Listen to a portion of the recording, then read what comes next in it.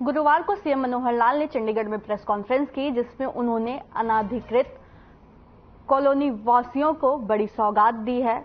आपको बता दें कि सीएम मनोहर लाल ने चंडीगढ़ में प्रेस कॉन्फ्रेंस की, जिसमें उन्होंने कॉलोनी वासियों को बड़ी सौगात दी है। सीएम ने कहा कि फरीदाबाद में 188, हिसार में 181, यमुनानगर में 195, कुरुक्षेत्र में 159 और पलवल में 201 कॉलोनियां अधिकृत है।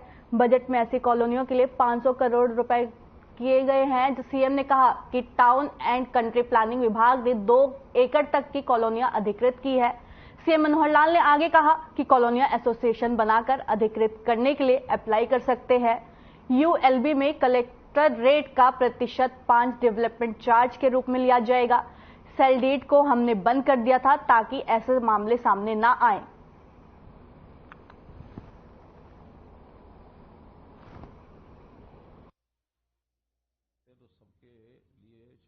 आवश्यकता पूर्ति नहीं, हमारे शहरों में और शहरों से बाहर भी बहुत से एरियाज में लोग बाग अनअप्रूव्ड कॉलोनीज में या तो कॉलोनी विकसित हो जाती है, लोग जो डेवलपर्स हैं वो बना लेते हैं, या कुछ लोग उन कॉलोनी को बनने के बाद अपने मकान खरीद लेते हैं।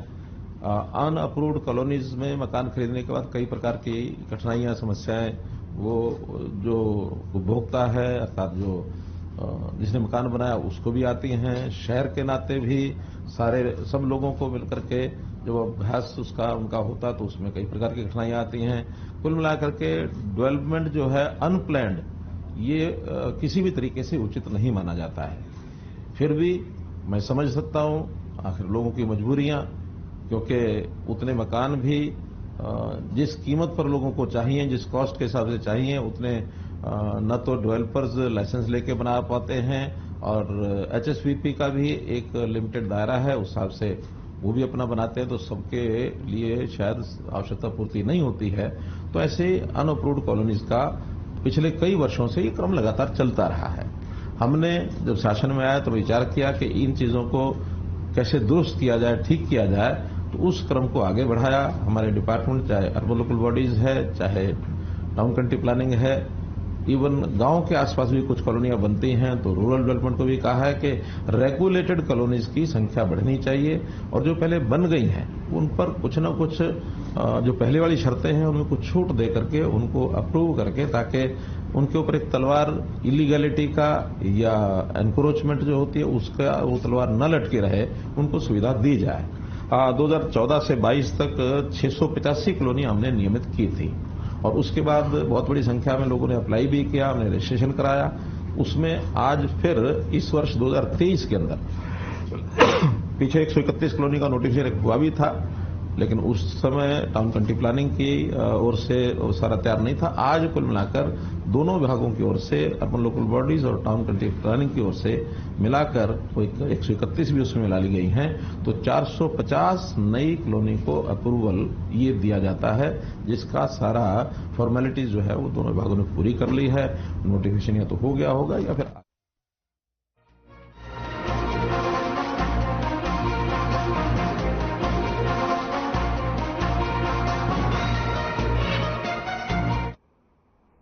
खबर अंबाला से है, जहां कुछ दुकानदार गृह मंत्री अनिल विज के घर पहुंचे। दुकानदारों ने विज को गुलदस्ता भेंट कर उनके सामने याराना फिल्मी गाना यारा तेरी यारी को मैंने तो खुदा जाना गाया। दरअसल ये सभी दुकानदार अंबाला छावनी की गांधी मार्केट के दुकानदार हैं, जिन्हें विज ने एक लंबी लड़ाई के बाद मालिकाना हक दिलवाया है। सालों से ये दुकानदार जिन दुकानों में बैठे थे, ये कभी इनकी थी ही नहीं, लेकिन हरियाणा सरकार के स्वामित्व योजना के तहत अनिल विज ने इन दुकानदारों की रजिस्ट्रियां इनके नाम करा दी। लिहाजा ये दुकानदार विज को धन्यवाद करते नहीं थक रहे हैं, और यही कह रहे हैं कि इसकी आने वाली पुश्तें भी इस काम के लिए विज का नाम याद रखेंगी।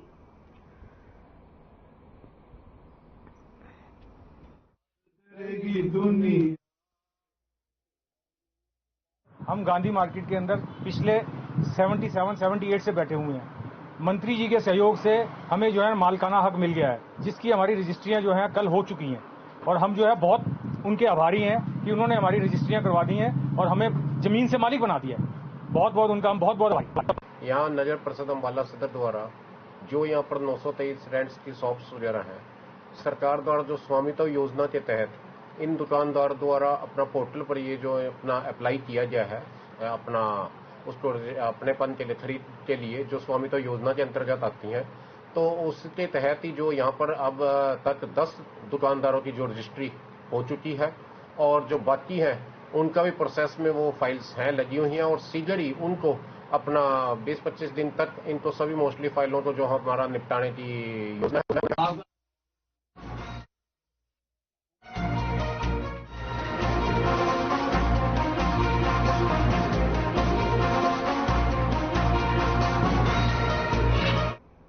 नेता प्रतिपक्ष भूपेंद्र सिंह हुड्डा और उदय भानु ने प्रेस कॉन्फ्रेंस की, जिसमें उन्होंने एक तरफ जहां सरकार को घेरा तो वहीं दूसरी तरफ विधानसभा के मॉनसून सत्र को लेकर कांग्रेस की तैयारियों के बारे में भी बताया।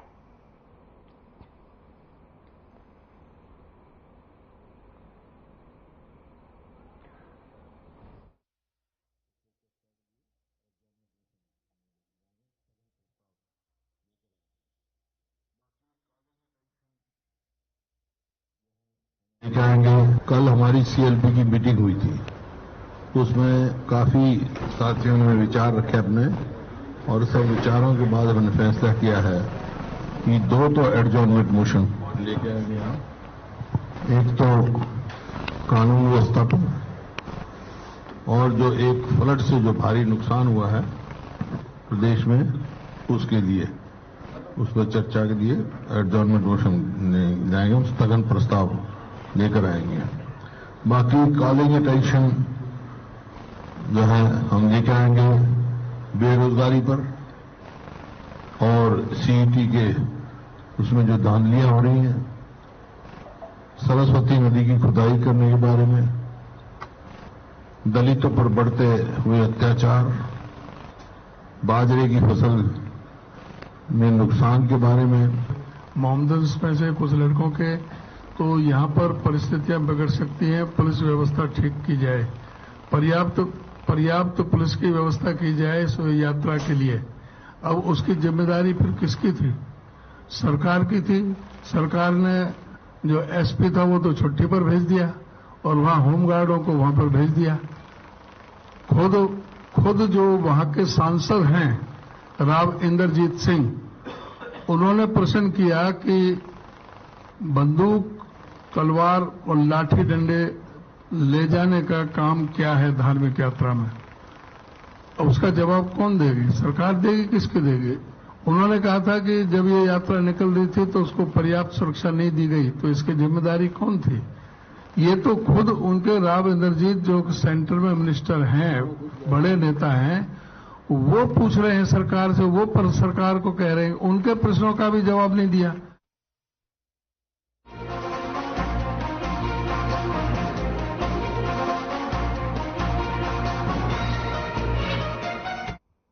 हरियाणा व्यापार कल्याण बोर्ड के सदस्य और वरिष्ठ बीजेपी नेता रवि भूषण गर्ग ने कांग्रेस के राष्ट्रीय महासचिव रणदीप सिंह सुरजेवाला के राक्षस वाले बयान की कड़ी निंदा की।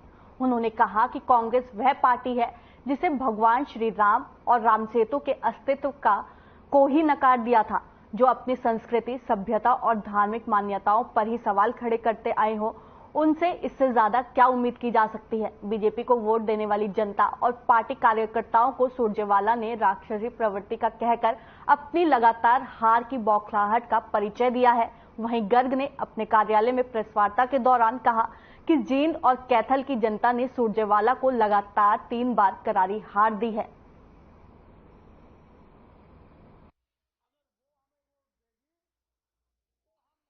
हरियाणा में पूरा मंत्री, कैथल में पूरा विधायक हमारे बारे में उनके ये शब्द कि जो व्यक्ति बीजेपी को वोट देता है और जो उनका समर्थक है वो राक्षस हैं। मैं इस बात की घोर निंदा करता हूं कि इतनी बड़ी पार्टी के नेता, इतनी बड़ी पुरानी पार्टी के नेता इस प्रकार का मछोर बुद्धि से बयान देते हैं। क्या ये बात ठीक है? जनता जनार्दन, जब आप मंचों पर जाते हैं दोस्तों, तो रुक के मारते हैं कि जनता जनार्दन हमारा भगवान है, अगर वो हमें वोट देगी तो हम कुछ बनेंगे और फिर आपकी सेवा करेंगे।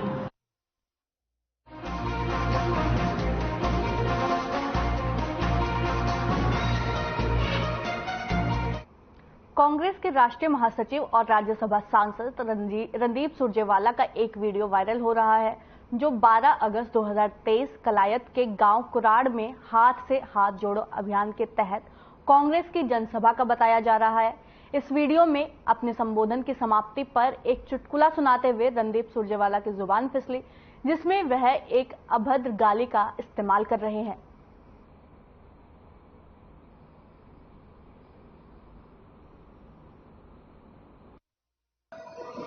आपने बुला के लाई पति को, क्योंकि छोरों को बोले बाबू घोड़ा हो गया, उन्होंने भी देखा बाबू चक्रे काट रहे, उन्हें थोड़ी दिक्कत है। यमराज हरदान तो जमींदार के पास था, बोले हाँ भाई बावड़ा हो गया, इसको ऐसा करते हैं रस्सी से जोड़ देते हैं। उसने बड़ा कहा ना मरवाओ, ये आ रहे हो, ये ले जाएगा मुझे। बोले अच्छा इसको गणा दिखे, इसकी तो नजर भी कमजोर रही, चश्मा लग रहा, अब मैं दिखता नहीं, उन पागल हो गए, इस करके बावड़ा हो गया, इस करके करने लग रहा।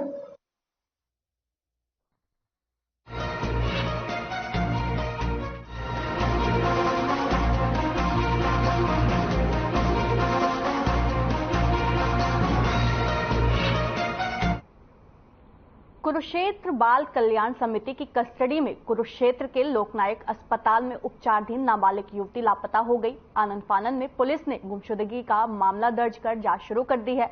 दरअसल जून महीने में यमुनानगर बाल कल्याण समिति ने इस नाबालिग को कुरुक्षेत्र प्रशासन को हैंडओवर किया था। वहीं अस्पताल की पीएमओ डॉक्टर अनुपमा सैनी ने कहा कि ये बच्ची 1 जून 2023 से उपचाराधीन थी और बीते 14 अगस्त को अस्पताल से किसी को बिना बताए चली गई है। फिलहाल पुलिस नाबालिग को खोजने में जुटी हुई है। वहीं बाल कल्याण समिति के अध्यक्ष कृष्ण पांचाल ने कहा कि पूरे मामले पर निरंतर संज्ञान लिया जा रहा है।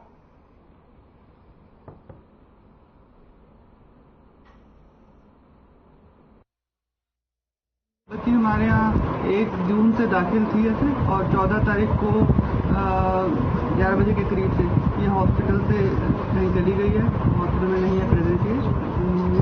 और इसके बारे में जो हमने, क्योंकि ये child protection one stop centre से हमारे पास आई थी, तो हमने उनको सूचित कर दिया और जो आदर्श थाना है हमारा, उनको भी पीआई कर दी गई है इसके बारे में, मिसिंग के बारे में। तो डॉक्टर साहब FIR इसकी लड़की की हो चुकी है, तो जो चिल्ड्रन अधिकारी है उसकी तरफ से हुई है, तो इसकी जुम्मेवारी किसकी बनती थी, किसने दाखिल कराया था? उन्होंने ही हमारे पास, ये वन स्टॉप सेंटर से ही लेके आए थे हमारे पास, और हमारे पास तो इलाज के लिए आया था कि इसको टांग में कोई प्रॉब्लम थी, तो हम उसका इलाज कर रहे थे और उन्हीं की तरफ से इसको एडमिट कराया गया था। क्लोज कर दी गई है और एज सुन एज पॉसिबल हम इसको ट्रेस कर लेंगे।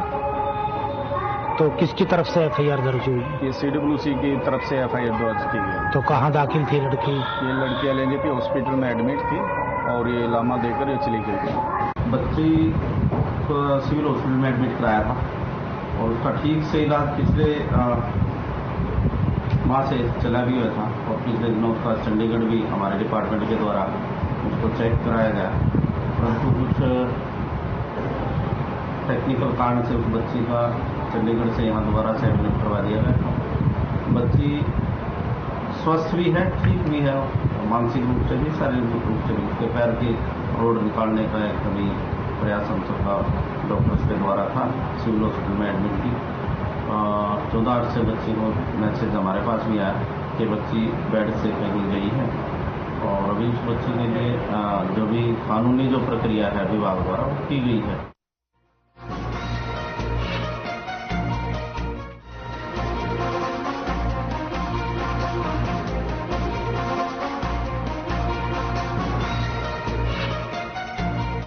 बात करते हैं कुरुक्षेत्र पुलिस की, जहां नशा तस्करों पर कार्रवाई करते हुए पुलिस ने नशीला पदार्थ रखने के एक आरोपी को न सिर्फ गिरफ्तार किया, बल्कि आरोपी से करीब 60 लाख रुपए की कीमत की 20 किलो 800 ग्राम अफीम भी बरामद की है। कुरुक्षेत्र के पुलिस अधीक्षक सुरेंद्र भौरिया ने विस्तार से जानकारी देते हुए बताया कि पुलिस को गुप्त सूचना मिली थी, जिसके बाद पुलिस ने आरोपी को गिरफ्तार किया है। फिलहाल आरोपी को रिमांड पर लेकर पुलिस इस पूरे मामले में जांच कर रही है।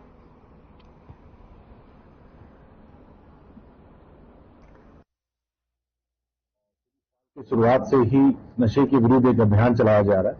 उसी की कड़ी में कल एक अच्छी सफलता जो हमारी एंटी नार्कोटिक सेल है, जिसके इंचार्ज इंस्पेक्टर मनदीप है, एक अच्छी सफलता इनको प्राप्त हुई और 20 किलो 800 ग्राम अफीम जो है इसे रिकवर किया गया है।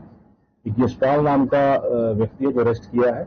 ये अपने ट्रक में मणिपुर से ये अफीम लेके आ रहा था जो कि पंजाब में जानी थी। यशपाल जो है ये राजपुरा पटियाला का रहने वाला है। इसे इस केस में गिरफ्तार किया गया है। अभी कोर्ट में पेश करके पुलिस रिमांड इसका हासिल किया जाएगा और कहां पे ये सेल करता है और क्या क्या इसकी और केसेस में कितनी इन्वॉल्वमेंट है उस सभी को क्लियर किया जाएगा।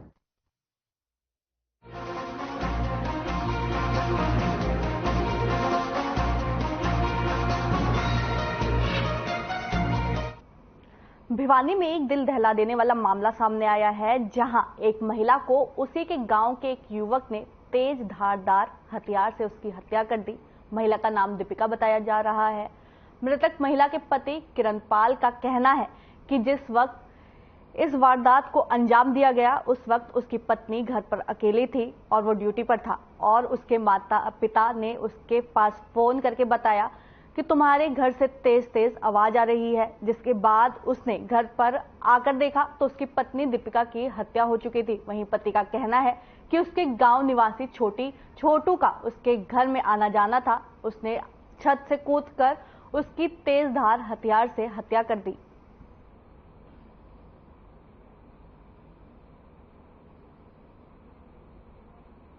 मिली थी किरणपाल नाम के आदमी ने तिगड़ाना से फोन किया था, भाई उसकी पत्नी की हत्या हो गई है। तो मौके पर आए, उसकी पत्नी की हत्या की हुई है तेज हथियार से। उसकी पत्नी का नाम दीपक है। मैं ड्यूटी पे जा रहा था जी, तो मेरे पास मेरे पिताजी का फोन गया था जी। बोला भाई परला घर में क्या बात होगी, मतलब देख का मेरा भाई का प्रदीप का यहाँ से लड़का गया, उसने बताई। फिर मैं दौड़ फोन कर माँ आया, फिर आके देखा तो मैंने आड़ शक्ल बंद पाई थी। मैं भीतर बढ़िया तो आड़ देखा तो या मर्डर हो गया था जी। फिर उस लड़की ने बताया कि भाई डोली पर कोई पकड़ नहीं आया जी।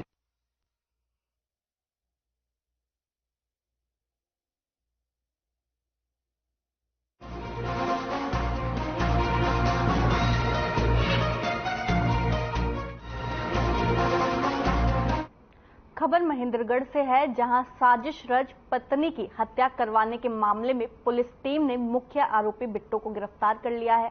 दरअसल महिला की स्कूटी को टक्कर मार दी गई थी, जिससे उसकी मौके पर ही मौत हो गई। जहां अज्ञात वाहन चालक के खिलाफ शिकायत दर्ज कर कार्रवाई करते हुए जांच के दौरान मृतक महिला के पति अजय कुमार पर साजिश रच कर हत्या करवाने का मामला सामने आया। मामले में मृतका महिला के पति अजय कुमार और आरोपी कृष्ण को गिरफ्तार किया। पुलिस ने कार्रवाई करते हुए 3 आरोपियों को अब तक गिरफ्तार किया हुआ है।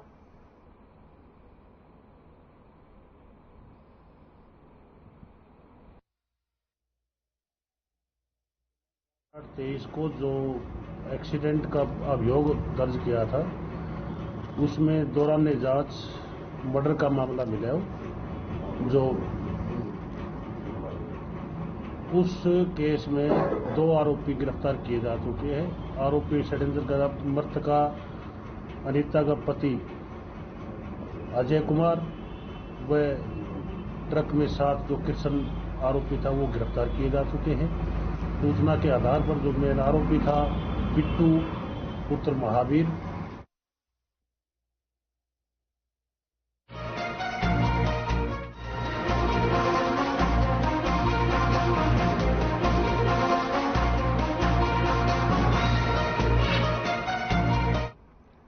गुरुग्राम में साड़ी चोरी के शक में 29 वर्षीय युवक की गोली मारकर हत्या कर दी गई थी। क्राइम ब्रांच ने 29 वर्षीय पिंटू सिंह की हत्या मामले में 50 वर्षीय अजय सिंह को गिरफ्तार कर वारदात का खुलासा कर दिया है।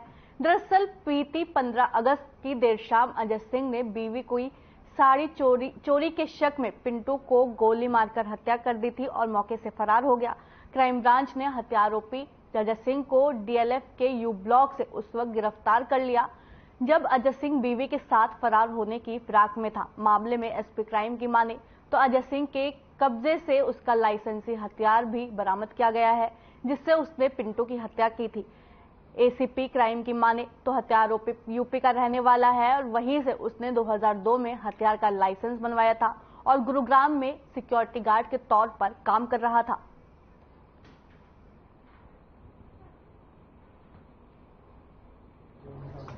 ये दिनांक 15 अगस्त को शाम को एक घटनाक्रम हुआ जिसमें दो व्यक्ति विशेषों के बीच में आपसी लड़ाई झगड़े के चलते एक व्यक्ति की मृत्यु कर दी गई, हत्या कर दी गई। इस दौरान जो दो व्यक्ति थे इनमें आपसी कुछ घरेलू विवाद के चलते हुए जो अजय हैं, जो जिन्होंने हत्या करी है, उसकी वाइफ की एक साड़ी चोरी हो गई थी, जिसके चलते हुए आपसी पड़ोसी वगैरह के ऊपर उन्होंने कुछ इल्जाम वगैरह लगाए और जिसके चलते जो पड़ोसी वगैरह थे उसमें एक पिंटू कुमार है, ये जो भोजपुर बिहार के रहने वाले हैं, इनके साथ इनका विवाद हो गया अजय का। और आपसी विवाद के चलते हुए लड़ाई झगड़े के दौरान इन्होंने अपनी लाइसेंसी 12 बोर की बंदूक से उनके ऊपर गोली चलाई और जिसके तहत इलाज के दौरान जब हॉस्पिटल में उनको ले जाया गया पिंटू जी को, तो उनकी वहां पर मृत्यु हो गई थी।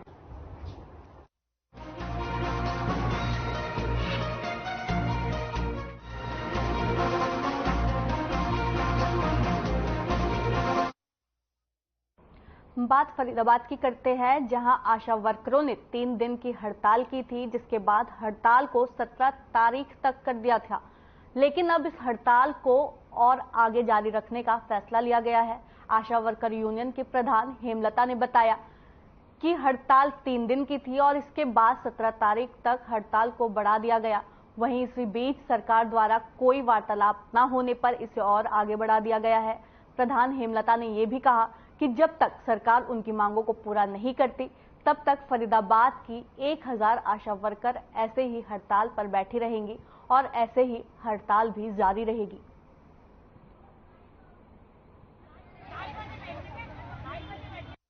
सरकार ने अभी तक हमसे कोई बातचीत नहीं की है।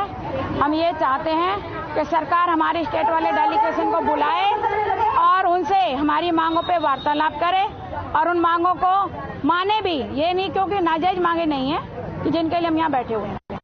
धरने की स्थिति तो ये है, अभी तक भी कोई प्रशासन की तरफ से कोई भी अधिकारी हमसे बात करने के लिए आया नहीं है। पहले तो ये हमने 3 दिन के लिए रखी थी, 8, 9, 10 के लिए, उसके बाद 17 तारीख तक के लिए हड़ताल को बढ़ा दिया गया था। पर अभी तक कोई हमसे बात करने के लिए एग्री नहीं है। जब तक हमारी समस्याओं का समाधान नहीं होता है, हम दरियों पर ही बैठे हैं।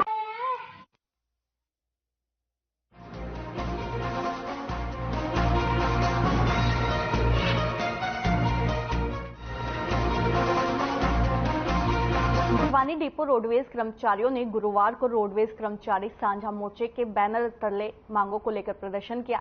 इस दौरान नया बस स्टैंड परिसर में 2 घंटे की सांकेतिक धरना दिया गया। उनका कहना था कि सरकार समय रहते उनकी मांगे पूरी करे, नहीं तो चुनावों में इसका खामियाजा भुगतना पड़ सकता है। इस मौके पर मोर्चा प्रधानों ने मांगों को गिनवाते हुए कहा कि साल 2016 में लगे ड्राइवर्स को पक्का करना, परिचालकों का पे ग्रेड बढ़ाना, ड्राइवर्स का हैवी पे ग्रेड बढ़ाना, पुरानी पेंशन बहाल करना समेत विभिन्न मांगे हैं, जिसे लेकर 2 घंटे का प्रदर्शन किया गया है।